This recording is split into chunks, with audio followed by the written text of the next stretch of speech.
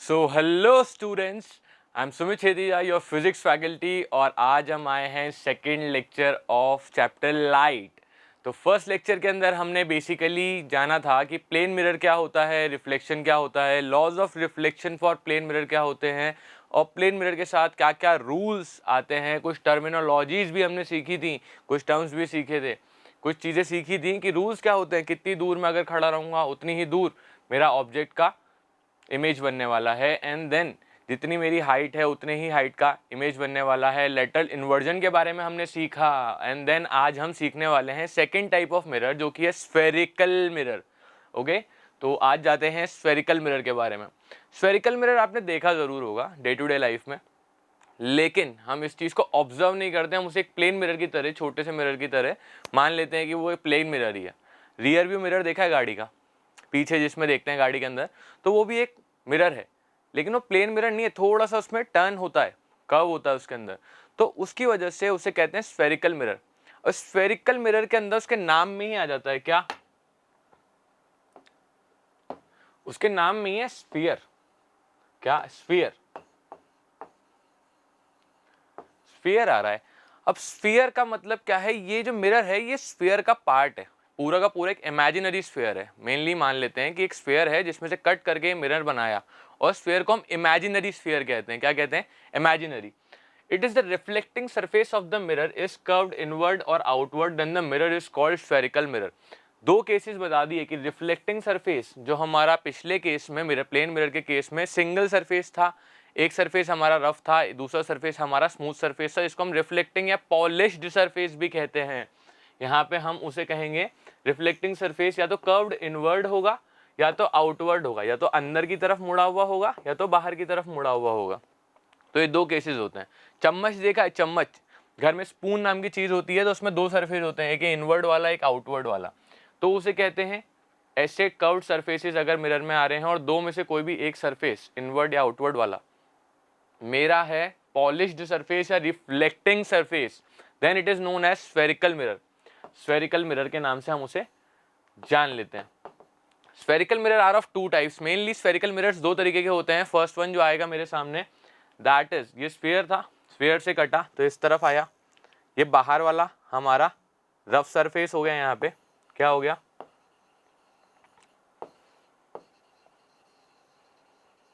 और इंटरनल जो था ये मेरा स्मूथ सरफेस हो गया या रिफ्लेक्टिंग सरफेस हो गया।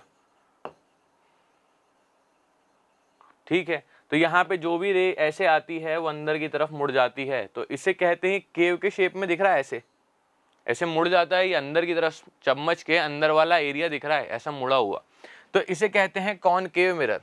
क्या कहते हैं, कॉनकेव मिरर। सेकेंडली जो आता है, मैं इस साइड से काटूंगा, अगर इस स्फीयर को लेफ्ट हैंड साइड से मैं कट करता हूँ, कट किया, साइड किया, और इसका इंटरनल पोर्शन मैंने रफ सरफेस रख दिया,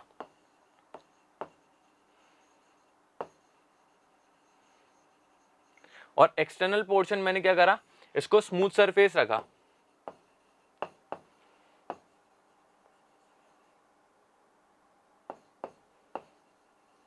ठीक है, इस स्मूथ सरफेस पे अगर कोई भी इंसिडेंट होती है तो बाहर की तरफ जाती है। जब ये केव था, सी शेप बन रहा था, अंदर की तरफ पॉलिश था, तो इसे कहा कॉनकेव मिरर। क्या कहा, कॉनकेव मिरर। लेकिन अगर इसका एक्सटर्नल साइड, बाहर वाला साइड, किसी एक बॉल को ले लो, बॉल के अगर इनर सरफेस कट किया मैंने उस बॉल को, उसके अगर उस कट आउट पोर्शन के इनर सरफेस को मैंने अगर पॉलिश करा है तो उसे कहूंगा कॉनकेव मिरर। लेकिन अगर एक्सटर्नल सरफेस को, बाहर वाले सरफेस को, बॉल के बाहर वाले सरफेस को मैंने पॉलिश कर दिया, चमका दिया सिल्वर ऑक्साइड से, ठीक है, तो उसे मैं कहूंगा कॉनवेक्स मिरर। ये देखो, कॉनवेक्स मिरर। तो दो तरीके के मिरर मिले। बीच में जो स्फीयर मेरे पीछे दिख रहा है इसे कहेंगे इमेजिनरी स्फीयर।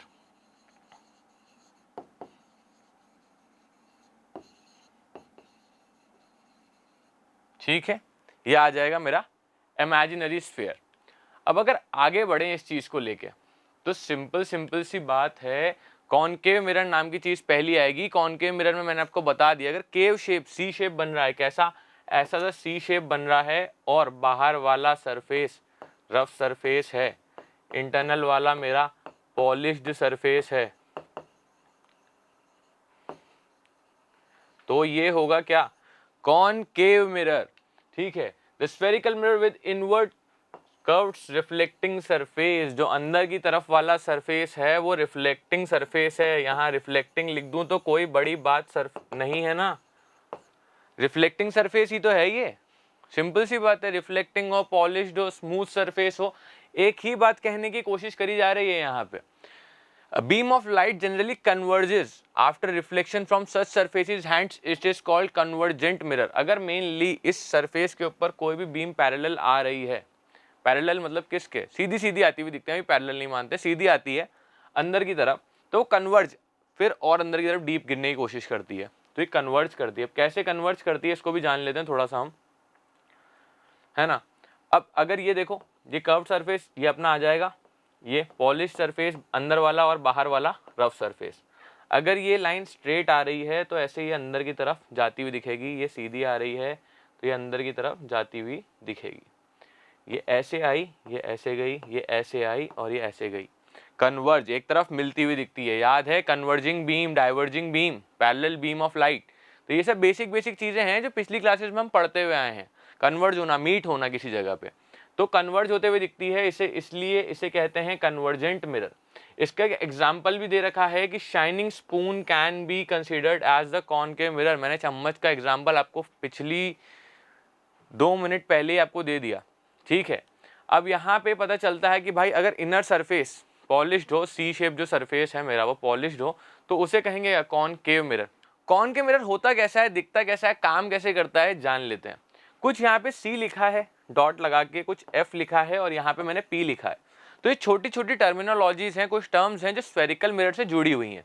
इनके बारे में हम आगे जानेंगे, बस छोटा सा मैं आपको नाम अभी बता देता हूँ। ये है पोल, ये है एफ फॉर फोकस, और सी है centre of curvature, centre of curvature.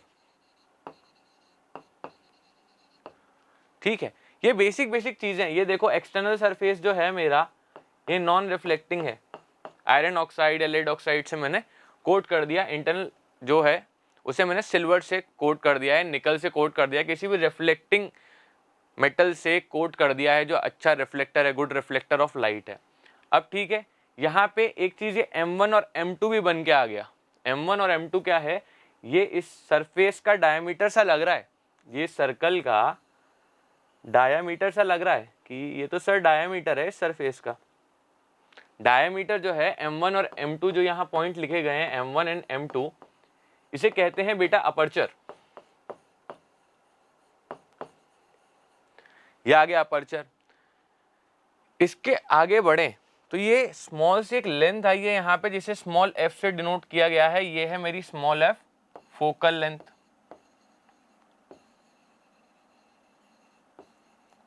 ठीक है, और लास्टली एक चीज आएगी कैपिटल R, जिसे कहते हैं रेडियस ऑफ कर्वेचर। सर ये तो मिक्स एंड मैच हो रहा है कि आपने इतनी सारी चीजें बता दी लेकिन इनमें से आधी चीजें भी हमको पता नहीं है। अगर नहीं है तो जस्ट 2-5 मिनट की बात और है, इस वीडियो को आगे तक देखें ताकि ये सारी चीजें आपके दिमाग में फीड हो जाएं। क्यों? क्योंकि ये सारी चीजें आगे आने वाली जो क्वेश्चंस हैं इस चैप्टर से रिलेटेड आपको बहुत हेल्प करने वाली हैं। तो ये कैपिटल R है radius of curvature, radius of curvature. आप अभी इस डायग्राम को शॉर्ट फॉर्म के साथ ही लिख लें ताकि बेसिक बेसिक चीजें आपको पता चल जाएं। और आगे बढ़ते हैं हम किसके ऊपर, कॉन्वेक्स मिरर के ऊपर। लास्टली जो है मेरा कॉन्वेक्स मिरर है। अब इंटरनल सरफेस अगर मेरा पॉलिश था तो वो बना कॉनकेव मिरर, लेकिन अगर मैं उसकी जगह इंटरनल की जगह एक्सटर्नल सरफेस अगर बोल दूं कि मेरा क्या है, पॉलिश्ड है, तो वो बनेगा कॉन्वेक्स मिरर। उल्टा हो गया, जस्ट उल्टा हो गया। The spherical mirror with outward curved reflecting surface, कि बाहर की तरफ जो सरफेस थी ऐसी, सी नहीं छोड़ के, सी को तो मैंने अब कर दिया रफ सरफेस, ये वाली बन गई मेरी स्मूथ सरफेस।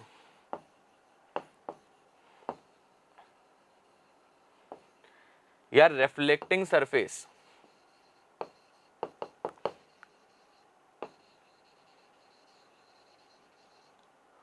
कुछ भी बोल लो, नाम बदल जाएगा, चीज वही रहने वाली है। तो लास्टली इस चीज को कहेंगे convex mirror. A beam of light generally diverges after reflecting from the surface, hence it is called divergent mirror. यहाँ डाइवर्ज हो जाती है, कैसे डाइवर्ज हो जाती है वो भी सिखा देते हैं कि अगर ये बन गया अपना क्या कॉन्वेक्स मिरर, अंदर सी वाला अपना बन गया रफ सरफेस, अगर यहाँ पे कोई भी बीम ऐसे स्ट्रेट आती है अंदर की तरफ तो बाहर भाग जाती है, अगर सीधी आई और अंदर की तरफ भागी, अंदर की तरफ मिलने के लिए भागी, कन्वर्ज कर रही है, मिल रही है दो रेज, तो वो बनेगी कन्वर्जेंट मिरर, जो कि होगा कॉनकेव मिरर। यहाँ पे अगर एक और बीम ऑफ लाइट में गिरा देता हूँ या रे ऑफ लाइट तो ऐसे भागेगी, और ये जो रिफ्लेक्टेड हैं, ये जो बाहर की तरफ भाग रही हैं, ये डाइवर्जेंट हैं, ये और बढ़ती जाएंगी टाइम के साथ, और बड़ी हो जाएंगी, तो ये डाइवर्जेंट मिरर हो गया। डाइवर्जेंट मिरर होता है हमारा कॉन्वेक्स मिरर। ये कहाँ देखने को मिलता है? दूसरा साइड अगर उसी चम्मच का ले लो बाहर वाला तो मुझे मिल जाएगा क्या? Convex mirror. कॉनकेव मिरर भी पता चल गया, कॉन्वेक्स मिरर भी पता चल गया। कॉन्वेक्स मिरर के अंदर जो पीछे डायग्राम आया था कॉनकेव वाला, क्या कॉन्वेक्स में भी वैसी चीजें होने वाली हैं? बिल्कुल होने वाली हैं। यहाँ पे P अगेन पोल होगा,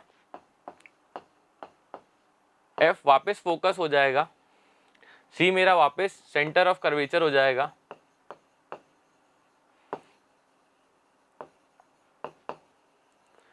अगली जो चीज आएगी M1 M2 क्या था बच्चों? ये याद आया?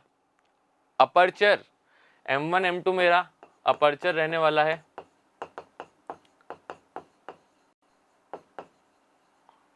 लास्ट वन जो F और P के बीच की डिस्टेंस थी स्मॉल f, इसको कहा था हमने फोकल लेंथ,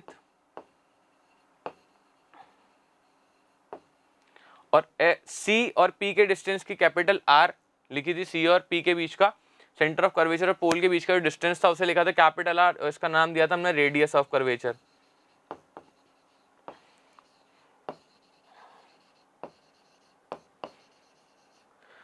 बेसिकली जो सब चीजें हैं, यहाँ F फोकल लेंथ है, R रेडियस ऑफ कर्वेचर है। पिछले केसेस में भी यही था। क्या साइन बदल गया? क्या साइन मतलब अलग अलग तरफ से था क्या? पिछली बार जब अपन ने देखा था तो कॉनकेव मिरर इस साइड दिखाया गया था, ऐसा सा था, तो सेंटर ऑफ कर्वेचर सर इस साइड आ रहा था लेफ्ट हैंड साइड पे कॉनकेव मिरर में, लेकिन कॉन्वेक्स मिरर के अंदर राइट हैंड साइड पे आ गई ये सारी चीजें। अभी डिसाइड कौन करता है? ये डिसाइड कौन कर रहा है कि किस केस में किस मिरर के साथ हम लेफ्ट में लेंगे सेंटर ऑफ कर्वेचर फोकस, या किस केस में हम राइट में लेंगे? ये सब चीजें प्री डिसाइडेड होती हैं बच्चों। कैसे प्री डिसाइडेड होती हैं ये अपन जानते हैं। जब भी आप एक स्फेरिकल मिरर की बात कर रहे होते हैं तो ये स्फेरिकल मिरर आ गया, ये स्फेरिकल मिरर मेरे सामने आ गया। इस स्फेरिकल मिरर में कुछ छोटी छोटी चीजें हैं, कुछ टर्मिनोलॉजीज हैं जिनके बारे में पढ़ते हैं, जो मैंने centre of curvature, pole, focal length, focus, radius of curvature, basic aperture, एक लास्ट चीज और बताई। ऐसी कुछ चीजें और होंगी आपके लाइफ में जो ये आपको हेल्प आउट करेंगी। यहाँ पे अगर मैं यहाँ पे ले लूँ सेंटर ऑफ कर्वेचर तो कैसे डिफाइन करूंगा, रेडियस ऑफ कर्वेचर तो कैसे डिफाइन करूंगा, तो वो चीजें डिफाइन करने के लिए ये टर्म्स हमें जानना जरूरी है, और इसके लिए हमें हेल्प लेना जरूरी है। किसकी? कुछ वीडियोस की, कुछ एनिमेशंस की। ठीक है, यहाँ पे आते हैं। ये देखो कॉन्वेक्स मिरर आ गया मेरे सामने। कॉन्वेक्स मिरर क्या है? यहाँ पे ऐसा सा इस पार्ट को ही तो कट करके मैंने बनाया था कि इंटरनल पार्ट को तो मैं क्या कर दूंगा, रफ बना दूंगा, एंड देन एक्सटर्नल को मैं रिफ्लेक्टिंग। ठीक है, सिमिलरली कॉनकेव में भी मैंने क्या किया था, जस्ट उल्टा किया था। इसे बना दूंगा रफ और इसे बना दूंगा रिफ्लेक्टिंग। तो मेनली पहली चीज जो है जो हमें जानने की जरूरत है वो है centre of curvature. Centre of curvature होता क्या है? It is the centre of the imaginary sphere by which the mirror is a part. कि भाई ये इमेजिनरी स्फीयर जो आपके सामने है, जो ये इमेजिनरी स्फीयर बना हुआ है, इस इमेजिनरी स्फीयर का सेंटर, जब अपन सर्कल बनाते हैं तो कंपास को कहीं एक पॉइंट पे टिकाते हैं और पेंसिल को उसके अराउंड गोल गोल घुमा देते हैं, ठीक है ना, गोल घूम जाता है। लेकिन जो वो सेंटर है, उस सेंटर का कुछ नाम होता होगा, अपन तो ओ लिख के छोड़ देते हैं। लेकिन यहाँ पे ये सेंटर क्या है? सेंटर ऑफ कर्वेचर है, जिसके अराउंड मैंने कंपास फिक्स किया और एक कर्व बनाया। ये कर्व्ड सरफेस ही तो है, स्फीयर एक कर्व्ड सरफेस ही तो होता है। बॉल जो है वो एक कर्व्ड सरफेस है, 3D डायग्राम है, ठीक है। अगर ये जो मिरर है इसका एक पार्ट ही तो है, यहाँ पे यही तो बोला गया, ये इमेजिनरी स्फीयर है। मैंने फर्स्ट में बताया था आपको ये एक इमेजिनरी स्फीयर है, इससे अगर कुछ भी कट करोगे, सरफेस जो आप पॉलिश करते हो उसके ऊपर डिपेंड करता है क्या, कि वो कॉनकेव मिरर बनेगा या कॉन्वेक्स मिरर बनेगा, डाइवर्जेंट मिरर है या कॉन्वर्जेंट मिरर है। ये चीज आप डिसाइड करने वाले हो कौन सा सरफेस आपको पॉलिश करना है और कौन सा रफ सरफेस रखना है, ठीक है। तो सेंटर ऑफ कर्वेचर से हमको पता चलता है क्या, कि किस सेंटर से हमने वो स्फीयर बनाया है। उसके बाद उससे रिलेटेड मैंने चीज पढ़ी थी क्या, रेडियस ऑफ कर्वेचर। अगली चीज जो है रेडियस ऑफ कर्वेचर है, और रेडियस ऑफ कर्वेचर कहती है it is the radius of imaginary sphere by which the mirror is a part, कि भाई ये रेडियस है इस इमेजिनरी स्फीयर का। और रेडियस का मतलब क्या होता है, सेंटर से अगर कोई चीज उस सरफेस तक जोड़ दूं, कोई डिस्टेंस है जो सेंटर को उस सरफेस तक जोड़ रही है, यहां से यहां तक ये सरफेस है, इसको जोड़ रही है, तो इस डिस्टेंस को कहते हैं रेडियस। और रेडियस किसका, इस कर्वेचर का, तो इससे नाम आ जाएगा रेडियस ऑफ कर्वेचर।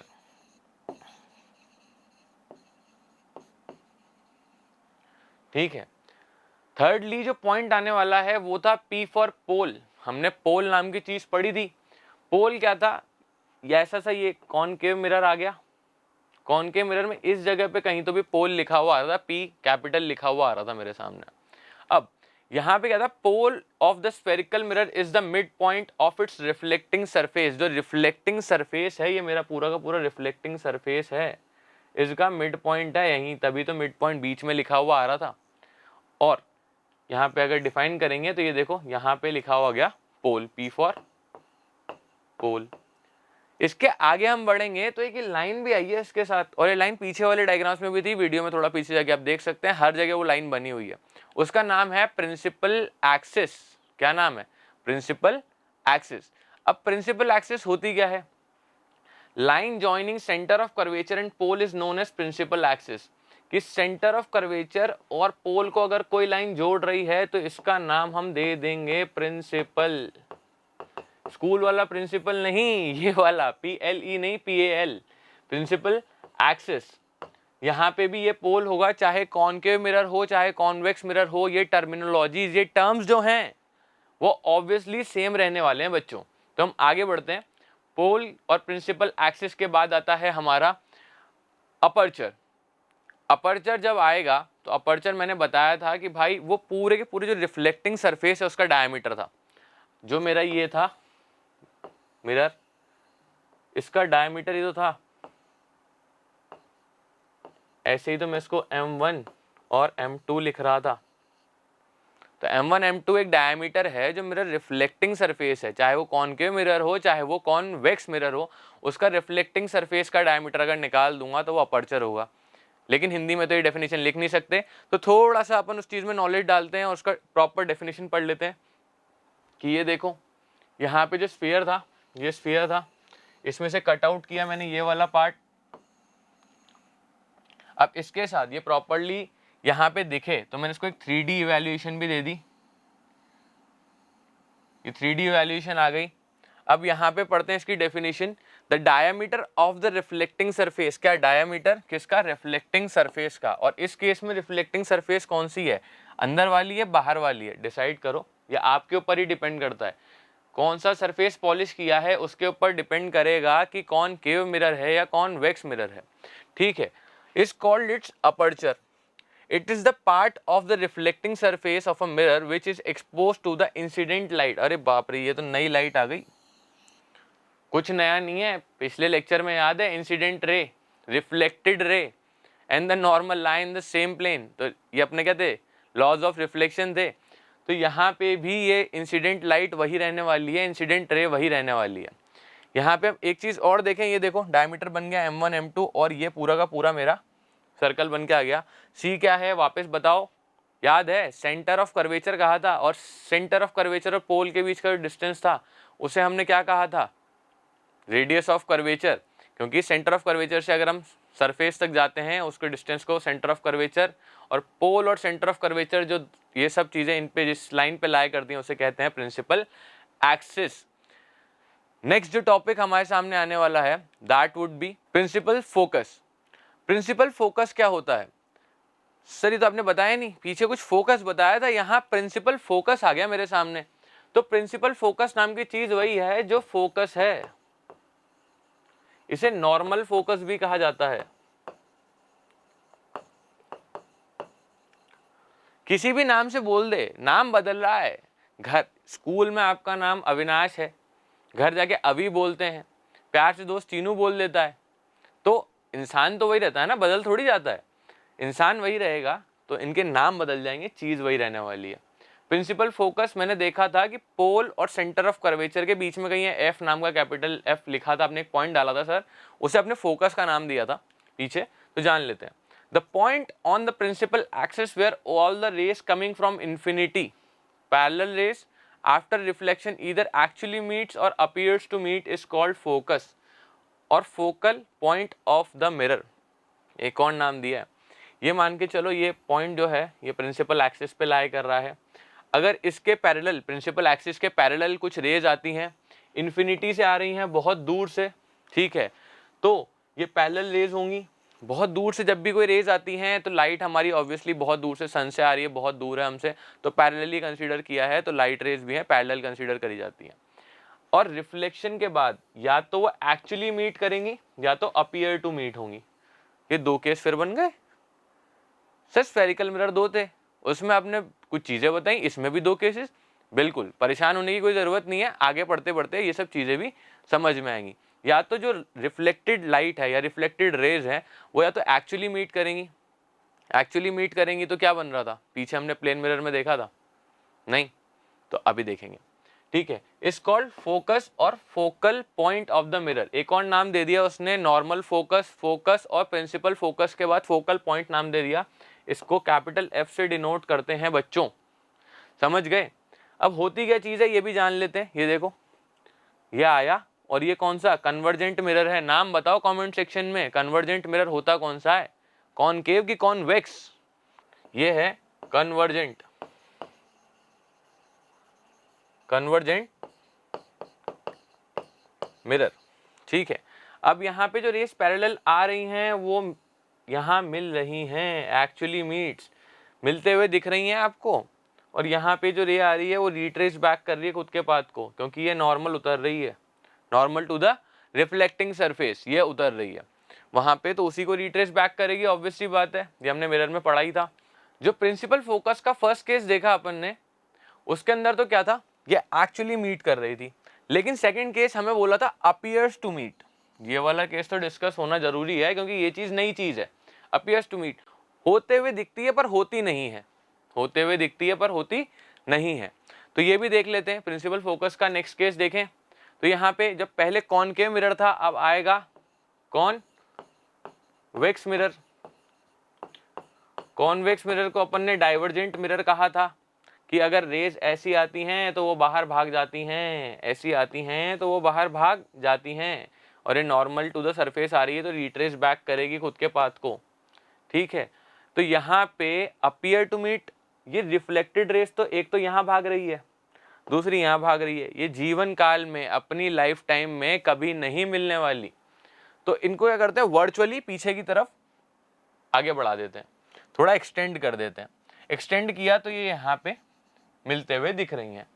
अब पैरेलल है, पीछे वाले केस में भी जाके देखोगे तो पैरेलल रेस फोकस पे मिल रही हैं, यहाँ पे parallel rays appears to meet दिख रही हैं, मिल नहीं रही हैं, दिख रही हैं, अपीयर्स टू मीट, ठीक है।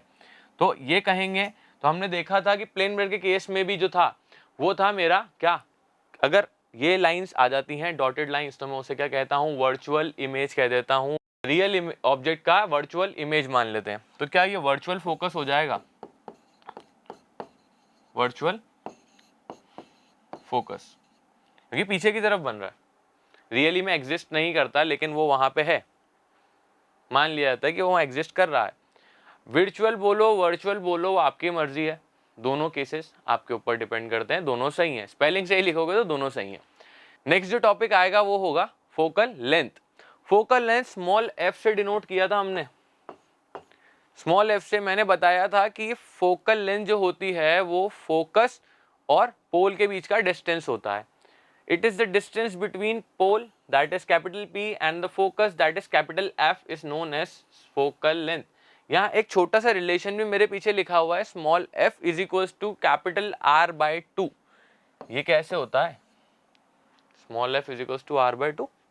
ठीक है, देखेंगे इस चीज़ के बारे में कि भाई कॉनकेव मिरर के लिए आता है। तो ये देखो यहाँ तक ये फोकस आ गया, और अगर मैं ये फोकस और पोल के बीच का डिस्टेंस ले लूँ, अगर मैं इस फोकस और पोल के बीच का डिस्टेंस ले लूँ तो ये फोकल लेंथ हो जाएगी। अब जो फोकल लेंथ है वो कैपिटल R/2 कैसे होती है, क्योंकि एक सेंटर भी होगा, सेंटर ऑफ कर्वेचर। अगर सेंटर ऑफ कर्वेचर से अपन पोल का डिस्टेंस लेते हैं तो वो कैपिटल R होता है। ठीक है, तो फोकस जो रखा जाता है वो करीब करीब इस तरीके से रखा जाता है कि वो सेंटर ऑफ कर्वेचर या R, कैपिटल R रेडियस से हाफ पे रखा जाए। तो रेडियस जो है, रेडियस ऑफ कर्वेचर जो है वो 2 टाइम्स ऑफ फोकल लेंथ हो गया कि भाई अगर एक बार इतना, दो बार इतना, तो सेंटर ऑफ कर्वेचर पे पहुंच गया, मतलब रेडियस ऑफ कर्वेचर इतना डिस्टेंस तय कर लिया मैंने, कवर कर लिया। अब अगर मैं यहाँ पे ये चीज़ मल्टीप्लाई हो रही है तो यहाँ पे डिवाइड हो जाएगी, आते से इक्वल के एक साइड से दूसरी साइड कोई भी चीज़ जाती है तो वो अपना साइन बदलती है, मैथ्स का लॉ, बेसिक चीज़ें। तो F is equals to R/2, focal length is equals to radius of curvature by 2। तो क्या आगे बढ़ें, फोकल लेंथ जो होती है कॉनकेव के केस में तो वैसा रूल करती है, कॉन्वेक्स के केस में भी ऐसा ही होता है क्या? कॉन्वेक्स में भी देख लो, कैपिटल R जो होता है वो होता है हमारा 2 टाइम्स ऑफ फोकल लेंथ। कैसे होगा? ये जो फोकस है, ये पोल के बीच का डिस्टेंस है, ये होगा मेरा स्मॉल f, R कहीं यहाँ, C कहीं यहाँ एग्जिस्ट कर रहा होगा इसी लाइन पे, है ना। इसे क्या कहेंगे? प्रिंसिपल एक्सिस कहेंगे सर। ठीक है, यहाँ पे जो सेंटर ऑफ कर्वेचर और पोल के बीच का डिस्टेंस होगा उसे कैपिटल R कहेंगे। इस तरीके से रखा जाता है फोकस को कि वो सेंटर ऑफ कर्वेचर और पोल के डिस्टेंस के बिल्कुल मिड पॉइंट पे आए। अगर मिड पॉइंट पे आता है तो उसे कहेंगे हमारा रेडियस ऑफ कर्वेचर जो है वो 2 टाइम्स ऑफ फोकल लेंथ है। अगर 2 टाइम्स ऑफ फोकल लेंथ है तो मैं इससे लिख सकता हूँ R/2 is equals to small f, that is my focal length. ये चीज सही है कि गलत है? बोलो हाँ कि ना। तो ये चीज दोनों केसेस में सेम टू सेम आने वाली है, चाहे कॉनकेव मिरर हो चाहे कॉन्वेक्स मिरर हो। ओके, नेक्स्ट जो चीज हम जानने वाले हैं, मेनली छोटी छोटी चीजें और रूल्स ऑफ रिफ्लेक्शन या laws of reflection for spherical mirror जानेंगे। पर उससे पहले जो कॉनकेव और कॉन्वेक्स मिरर देखा था वापस उसको एक बार देख लें। तो लो भाई मेरा कॉनकेव मिरर वापस लाके दो मेरे को। कॉनकेव मिरर जो है एक इमेजिनरी स्फीयर का पार्ट है। ये इमेजिनरी स्फीयर, इसमें से कट आउट कर लिया मैंने ये वाला सरफेस, एक सरफेस एक्सटर्नल सरफेस को बनाया रफ सरफेस, और इंटरनल को बनाया पॉलिश्ड, रिफ्लेक्टिंग, स्मूथ, जो कहना चाहो कह दो। इस पे आया P फॉर पोल, जो रिफ्लेक्टिंग सरफेस का हमारा सेंटर होता है। आता है F for focus. F for focus क्या होता है? क्या होता है? डिस्टेंस बिटवीन, नहीं वो फोकल लेंथ है। ठीक है, तो फोकस यहाँ पे पॉइंट है। प्रिंसिपल फोकस की डेफिनेशन पढ़ी थी ना। यहाँ पे अगर कोई भी रे पैरेलल आती है तो वो कन्वर्ज हो जाती है। यहाँ पे भी कोई भी रे आएगी तो कन्वर्ज हो जाएगी parallel to the principal axis. ये था प्रिंसिपल एक्सिस।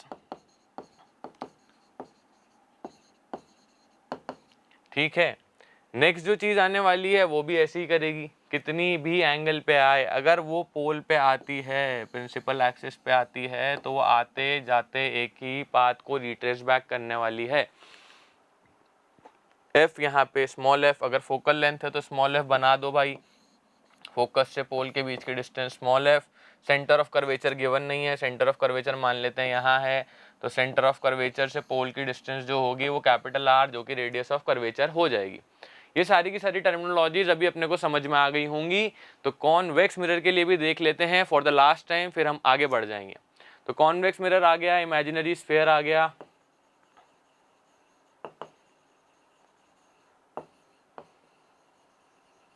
प्रिंसिपल एक्सिस बना दो भाई। प्रिंसिपल एक्सिस पे पोल भी रख दिया, फोकस भी रख दिया, सिंपल सी बात है। कोई भी रे पैरेलल आएगी तो वो बाहर जाएगी। डाइवर्जेंट मिरर है, डाइवर्जिंग हो जाएगी रेज, अपीयर्स टू मीट होती हैं पीछे की तरफ। ये जो फोकस होता है वे वर्चुअल फोकस होता है, वर्चुअल फोकस होता है, जो भी आप नाम देना चाहें दे दें, वर्चुअल या वर्चुअल। सेंटर ऑफ कर्वेचर पता है इसका इस तरफ लाई करेगा राइट हैंड साइड पे, जबकि कॉनकेव मिरर में लेफ्ट हैंड साइड लाई कर रहा था। स्मॉल एफ फोकल लेंथ वही होगी, फोकस और पोल के बीच का डिस्टेंस, और कैपिटल आर जो कि है रेडियस ऑफ कर्वेचर वो भी वही रहने वाला है, जो कि रहेगा मेरा क्या, सेंटर ऑफ कर्वेचर और पोल के बीच का डिस्टेंस। ठीक है, तो ये बेसिक चीजें समझ में आ गई होंगी बच्चों। तो मेरा मानना है थोड़ा आगे बढ़ते हैं और हम पढ़ते हैं क्या, लॉज ऑफ रिफ्लेक्शन। किसके लिए, जो लॉज ऑफ रिफ्लेक्शन थे जब हमने पढ़े थे प्लेन मिरर के लिए, तो भाई क्या पढ़े थे कि यार जितनी दूर है ना, मतलब इंसिडेंट रे, रिफ्लेक्टेड रे और जो नॉर्मल है वो एक प्लेन पे लाई करेगा, एंड देन सेकंड वाला सर angle i is equals to angle r था। दो लॉस पढ़े थे। यहाँ पे भी वो लॉस तो फॉलो हो रहे हैं, कुछ स्फेरिकल उसके कर्व्ड सरफेस होने की वजह से हम क्या उस चीज़ों को और डेप्थ में पढ़ते हैं। ठीक है, कैसे डेप्थ में पढ़ते हैं, स्फेरिकल मिरर क्या है, the reflection of light follows the same two laws everywhere. जो दो लॉस थे जो कि थे रिफ्लेक्टेड रे, इंसिडेंट रे और नॉर्मल, वो एक प्लेन पे लाई करेंगे, और सेकंड था जो एंगल ऑफ इंसिडेंस था वो एंगल ऑफ रिफ्लेक्शन के बराबर होता है। दोनों लॉज मेरे को पता है। To construct a ray diagram in order to locate the image of an object, it is more convenient to consider only two rays. The intersection of at least two reflected rays give the position of the image of the point object. अब यहाँ पे mainly बोला गया है कि रे diagram क्या होता है, ये जो अभी अपन बना रहे थे ना पीछे, रेस को यूज करके कुछ इमेज को ढूंढने की कोशिश कर रहे थे, तो लोकेशन ऑफ इमेजेस अलग अलग केसेस में अलग अलग जगह पे आती हैं, वो हम आगे पढ़ने वाले हैं, मे बी नेक्स्ट लेक्चर में पढ़ेंगे। तो अभी हम जान लेते हैं कि जो भी ऑब्जेक्ट है उसकी इमेजेस अलग अलग जगह, छोटी बड़ी, बहुत छोटी बहुत बड़ी, कैसी भी बन सकती हैं, अलग अलग दूरी पे बन सकती हैं। तो इनको पता करने के लिए हमको रे डायग्राम बनाना होता है, और रे डायग्राम के लिए कम से कम दो रेस की ज़रूरत है, कम से कम दो रेस की ज़रूरत है। रेस भी कौन सी चाहिए इमेज बनने के लिए, मैंने बताया था इंटरसेक्शन ऑफ रिफ्लेक्टेड रेज, जहाँ पे इंसिडेंट रेज इंटरसेक्ट होती हैं वो बनता है अपना ऑब्जेक्ट, जहाँ पे रिफ्लेक्टेड रेज अपनी इंटरसेक्ट होती हैं वो बनता है हमारी इमेज। तो इंसिडेंट रेज को इंटरसेक्ट नहीं करना है, रिफ्लेक्टेड रेज को इंटरसेक्ट होते हुए देखना है। तो रिफ्लेक्टेड जो दो रिफ्लेक्टेड रेज, टू रेज ले रहे हैं, उनके इंटरसेक्शन से ही हमको पता चलेगा कि भाई मेरा ऑब्जेक्ट का जो इमेज है वो कहाँ, कैसा और कितना बड़ा कितना छोटा बनेगा, कितनी दूरी पे बनेगा। द फॉलोइंग रे can be considered for locating the images. ये कुछ रेज बताएंगे अपने को जिनके बारे में हमको पता करना जरूरी है, क्योंकि वो आगे रे डायग्राम में हमको हेल्पफुल होंगी। जो फर्स्ट है, the ray incident parallel to the principal axis passes through the focus after reflection in a concave mirror appears to come from focus in a convex mirror. दो केसेस बना दिए इसने कि इंसिडेंट रे पहले तो अगर parallel आ रही है, किसके, प्रिंसिपल एक्सिस के पैरेलल आ रही है, तो कॉनकेव मिरर के केस में तो रिफ्लेक्शन के बाद मिलती हुई दिखेगी कहाँ पे, फोकस पे, और appear to meet at focus from in convex mirror. तो भाई देख लेते हैं कैसे। कॉनकेव मिरर का केस लाओ भाई, फटाफट सामने लेके आओ। तो ये आ गई पैरेलल रेस, ओहो यहाँ ये गई और ये चमकते हुए फोकस से पास। अगर एक और रे ऐसा ले आता तो ये भी फोकस से पास हो जाती। ये प्रिंसिपल एक्सिस के पैरेलल हैं, पैरेलल अगर प्रिंसिपल एक्सिस के लाइट आ रही है तो वो फोकस से ही होके गुजरेगी, गारंटी है। यहाँ पे तो हमें रियल इंटरसेक्शन दिख रहा है फोकस पे, लेकिन अगर हम कॉन्वेक्स मिरर में जाते हैं तो वो अपीयर होते हुए दिखता है, अपीयर्स होती नहीं है, होते हुए दिखता है। ये जा रही है भाई, पीछे खींच दो, खींच दिया, बात तो मानता है, होशियारी है इसमें भी। तो यहाँ पे क्या है, ये फोकस से आते हुए दिख रही है, appear to come from focus, वहां से आते हुए दिख रही है। देखो ये ऐसे है तो लग रहा है कि यहाँ से आ रही है और पीछे की तरफ जा रही है। ठीक है, सिमिलरली अगर एक और रे बना दूं, ऐसे जाएगी तो टक टक टक टक टक टक टक टक, ये चली गई पीछे, स्ट्रेट नहीं है, स्ट्रेट बना लेंगे। तो ये भी ऐसे ही आते हुए दिखती है फोकस से। पैरेलल रेज होती हैं प्रिंसिपल एक्सिस के, तो वो फोकस पे ही मिलती हैं। ये बच्चों दिमाग में डाल लो। आगे इसका रिवर्स भी पॉसिबल है क्या? सेकंड, कॉनकेव मिरर के लिए, the ray passing through the focus of a concave mirror और passing towards focus of a convex mirror becomes parallel to the principal axis after reflection from the mirror. भाई साहब बहुत कुछ लिखा हुआ है, याद कर लेना, लेकिन सिंपल शब्दों में बता देता हूँ। पीछे पढ़ा था कि प्रिंसिपल एक्सिस के पैरेलल होगी तो भाई फोकस से जाएगी, पैरेलल होगी तो फोकस से जाएगी। अब मैं जस्ट उसका उल्टा बता रहा हूँ कि अगर फोकस से आ रही है तो प्रिंसिपल एक्सिस से पैरेलल जाएगी। कैसे जाएगी भाई, फटाफट बताओ, बच्चे इंटरसेक्शन का फटाफट इंतजार कर रहे हैं। तो यहाँ पे फोकस से गई, ये पैरेलल आ गई। फोकस से जब भी ऐसे भी कोई रे जाएगी तो वो पैरेलल रिफ्लेक्ट बैक करेगी। कॉनकेव के केस में भी ऐसा पॉसिबल है और कॉन्वेक्स के केस में भी ऐसा पॉसिबल है। ये देखो आई तो भाई कहाँ जाएगी, ये तो पीछे, अरे पीछे चली गई, लेकिन ये देखो इधर ऐसे ही अगर यहाँ से ऐसे आ रही है और ऐसे जाएगी तो ये देखो यहाँ से आ रही थी, गई पीछे और पैरेलल हो गई to the principal axis.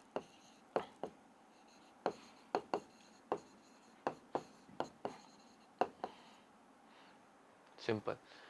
Parallel to the principal axis आती है तो फोकस से जाती है, और फोकस से आती है तो प्रिंसिपल एक्सिस के पैरेलल जाती है। बार बार बोल रहा हूं, समझ में आ गया होगा। दो लॉस तो क्लियर हो गए, फीड हो गए। सर उल्टा सिखा दिया आपने फटाफट। नेक्स्ट लॉ क्या कहता है भाई, वो भी सीख लो। थर्ड लॉ कहता है ray passing to the centre of curvature of a concave mirror और towards the direction of centre of curvature of a convex mirror reflects back along the same path on striking the mirror surface. तो यहाँ पे क्या कह रहा है कि अगर सेंटर ऑफ कर्वेचर से कॉनकेव मिरर में तो क्या आती हुई दिख रही है, और उस तरफ कॉन्वेक्स मिरर में तो पीछे की तरफ होता है विर्चुअल सेंटर ऑफ कर्वेचर या विर्चुअल फोकस बनता है, उसमें तो पीछे की तरफ डॉटेड लाइन से चल जाता है पीछे। तो इस जगह पे ये होता है कि भाई जब भी कोई सेंटर ऑफ कर्वेचर से रे आती है तो वो खुद को रिट्रेस बैक करेगी। क्यों करेगी देख लेते हैं कि भैया पहले कॉनकेव मिरर का केस बनाओ, सेंटर ऑफ कर्वेचर, इससे भाई लाइन पास करो तो ये देखो वापस पीछे आ गई, इधर से गई तो इधर ही वापस आ गई। क्यों आ गई, पहले कॉन्वेक्स सीख लो फिर वो भी बताता हूं क्यों आ गई। कॉन्वेक्स मिरर में भी ऐसा ही होगा, देखो ऐसे जा रही है, ऐसे गई तो ऐसे ही वापस आ गई। आगे फोकस वर्चुअल बनेगा, सेंटर ऑफ कर्वेचर वर्चुअल बनेगा। मेनली इसके पीछे एक लॉ जो यूज कर होता है वो है, देखो सेंटर अपन जानते हैं, एक सर्कल बना लिया मैंने, उस सेंटर पे कंपास रख के एक टेंजेंट मार दिया। अगर इस टेंजेंट के ऊपर मैं एक लाइन मारूं जो कि रेडियस है तो ये 90 डिग्री होगी। सेंटर से जो भी लाइन होती है वो 90 डिग्री बनाती है टू द सरफेस। ये तो बेसिक अपना मैथ्स का लॉ है, ज्योमेट्री का पता होगा, 7th 8th 9th में अपन पढ़ते हुए आए हैं। तो इसके अंदर क्या होता है, सेंटर ऑफ कर्वेचर से जब भी ये सरफेस पे आती है तो ये 90 डिग्री का एंगल बनाती है, और 90 डिग्री पे नॉर्मली परपेंडिकुलरली कोई भी वर्ड यूज कर ले, तो अगर नॉर्मली परपेंडिकुलरली 90 डिग्री पे अगर कोई भी लाइट इंसिडेंट हो रही है टू द सरफेस वो रिट्रेस बैक करती है। और मेनली स्फेरिकल मिरर के केस के अंदर ये तब होता है जब वो सेंटर ऑफ कर्वेचर से पास हो रही होती है। ठीक है, तो ये भी समझ में आ गया होगा। नेक्स्ट जो चीज है वो भी हम जान लेते हैं, a ray incident obliquely to principal axis towards a pole of the concave and convex mirror is reflected obliquely following the law of reflection। laws of reflection क्या पढ़े थे, angle i is equal to angle r. भाई ये तो इसने बताया। कहाँ पे इंसिडेंट हो रही है, पोल पे इंसिडेंट हो रही है। भाई बताओ पोल बनाओ, फटाफट पोल बना दो। तो ये पोल बन गया, फोकस बन गया, सेंटर ऑफ कर्वेचर बन गया। अगर एक लाइन इंसिडेंट होते हुए दिख रही है पोल पे तो वो रिफ्लेक्ट बैक भी होगी उसी एंगल पे। अगर ये एंगल आई है तो ये एंगल आर है, और यहाँ पे भी angle i is equal to angle r होगा। अगर ये 30 डिग्री लिख देता हूँ तो ये भी 30 डिग्री ही हो जाएगा बच्चों। ऐसा कुछ पॉसिबल है? हाँ है, बिल्कुल है, क्योंकि ऑब्लिकली अगर आ रही है और पोल के ऊपर इस पॉइंट के ऊपर इंसिडेंट हो रही है तो वो रिफ्लेक्ट बैक भी उसी एंगल पे होगी। और ये कॉनकेव और कॉन्वेक्स दोनों केसेस में होगा। कॉन्वेक्स में भी देखा जाए तो पोल के ऊपर इंसिडेंट होते हुए दिख रही है तो उसी एंगल पे अगर ये 65 डिग्री तो ये भी 65, जितने एंगल पे इंसिडेंट होगी उतने ही एंगल पे रिफ्लेक्ट होगी, क्योंकि angle of incidence is equal to angle of reflection due to the laws of reflection. तो रिफ्लेक्शन तो हमें खत्म होता हुआ दिख रहा है कि सर ये सारी चीजें तो आपने पढ़ा दी, ठीक है, अब कुछ क्वेश्चन भी करा दो सर, इतने सारी चीजें पढ़ाई हैं, कुछ दिमाग तो चले, थ्योरी थ्योरी तो याद कर लें, कुछ न्यूमेरिकल पार्ट भी करा दो। तो कहता है student performs an experiment in which he puts two mirrors perpendicular to each other as shown in the figure. If angles P is 30 degree calculate the angle Q R and S. तो ये कहता है angle P जो है ये मेरा 30 degree given है। आगे मुझे कहता है एंगल क्यू, एंगल आर और एंगल एस निकाल के दिखा दो। भाई है दम तो निकालो। तो भाई मैं हेल्प कर दूं थोड़ी सी। तो यहाँ पे ये होता है क्या, नॉर्मल जो होता है टू द सरफेस ये 90 डिग्री होता है, तो मैं इसका नाम दे देता हूँ क्या, एंगल आई दे देता हूँ। ये हो जाएगा मेरा एंगल आर। तो जितना ये होगा उतना ये होगा, क्योंकि angle i is equals to angle r. क्या सही बोल रहा हूँ? हाँ सही बोल रहा हूँ। ठीक है, तो ये पूरा है मेरा 30 डिग्री, ये वाला ये है 90 डिग्री। तो 90 में से 30 माइनस कर दूंगा, कैसे भाई, एंगल जो है मेरा, angle P plus angle I वो है मेरा 90 डिग्री। P मुझे पता है 30 डिग्री प्लस एंगल I मुझे पता नहीं है, ये है 90 डिग्री के बराबर। तो एंगल I की वैल्यू आ जाने वाली है मेरी 90 माइनस का 30, और वो आ जाएगी angle I is equals to 60 degree. Angle I तो 60 आ गया, तो ये तो 60 आ गया। Angle i is equals to angle r को फॉलो करेंगे तो क्या ये भी 60 आ जाने वाला है due to laws of reflection. Angle i is equals to angle r. अब इस तरफ भी क्या ये 90 डिग्री होगा, ऑब्वियसली बात है। तो यहाँ पे भी सॉल्यूशन बन जाएगा कि angle r plus angle Q is equals to 90 degree. इससे आप एंगल क्यू निकालोगे तो 90 माइनस 60, तो ये आ जाएगा मेरा 30 डिग्री। तो भाई Q तो निकल गया 30, सिंपली सर 30 तो निकल गया। अब यहाँ पे दूसरा जो है उसको भी निकाल लेते हैं, पहले पेन का कलर चेंज कर लेते हैं। ठीक है, ये Q आ गया, तो ये क्या बोला था, a student performs an experiment with 2 mirrors perpendicular to each other. Perpendicular है मतलब ये भी मुझे पता है ये 90 है, और ये मेरा आया 30। एंगल सम प्रॉपर्टी याद है, ट्रायंगल्स पढ़ा है थोड़ा सा, कि the sum of internal angles of a triangle is equals to 180 degree. मतलब है कि angle Q plus angle O plus angle R जो है वो 180 डिग्री होगा। एंगल सम प्रॉपर्टी यूज करेंगे, क्या यूज करेंगे, एंगल सम प्रॉपर्टी। तो एंगल Q पता है 30 प्लस ये भी पता है 90 प्लस एंगल आर का आता पता नहीं है भाई, निकालना वही है।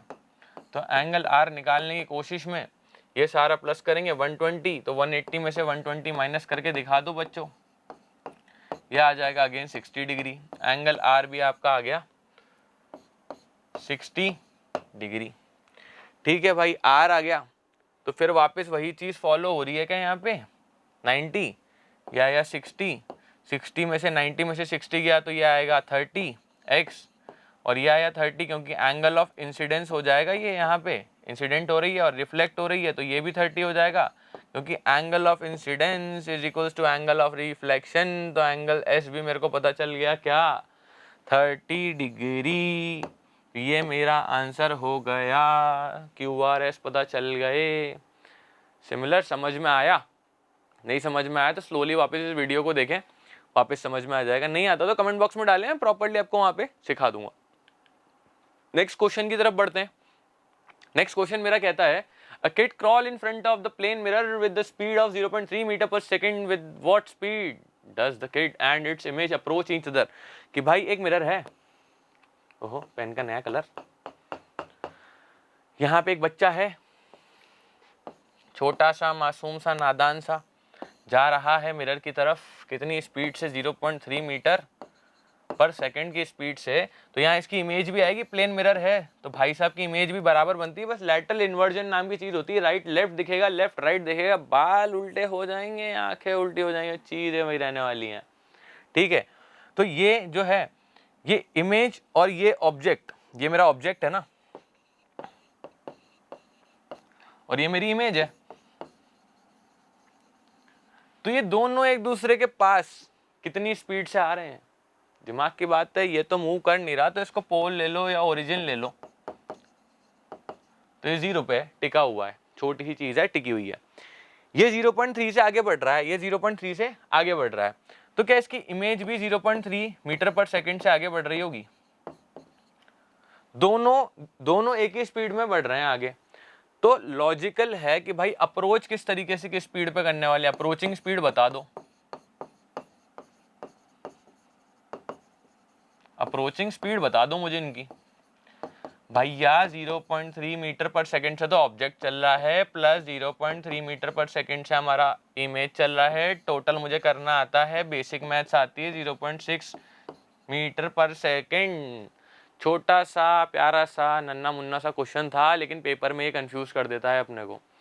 तो अभी के लेक्चर में बेसिक स्फेरिकल मिरर के बारे में जाना, कुछ रिफ्लेक्शन ऑन स्फेरिकल मिरर के कुछ रूल्स जाने, कुछ क्वेश्चंस करे हमने। अब नेक्स्ट लेक्चर के अंदर हम आगे बढ़ेंगे, और भी चीज़ें सीखेंगे, और भी इंपॉर्टेंट क्वेश्चंस आने वाले हैं। मिरर फार्मूला, लेंस फार्मूला, चीज़ें अपन सीखते चलेंगे। टेंशन की बात नहीं है, बहुत ईजीली ये सब चीज़ें आपको सीखने को मिलेंगी। नेक्स्ट जो चीज़ आपको करनी है, इन सब लेक्चर से अगर जुड़े रहना है और मेरे पढ़ाने का तरीका अगर समझ में आ रहा है, तो मोशन फाउंडेशन के चैनल को लाइक करें, सब्सक्राइब करें और शेयर करें इस वीडियो को अपने फ्रेंड्स के साथ। इससे रिलेटेड जो भी होमवर्क होगा इस चैप्टर से रिलेटेड, इस वीडियो से रिलेटेड, वो आपको डिस्क्रिप्शन में मिलेगा। फ्री नोट्स भी अवेलेबल है मोशन फाउंडेशन की वेबसाइट पे और मोशन लर्निंग एप्लीकेशन पे। Thank you.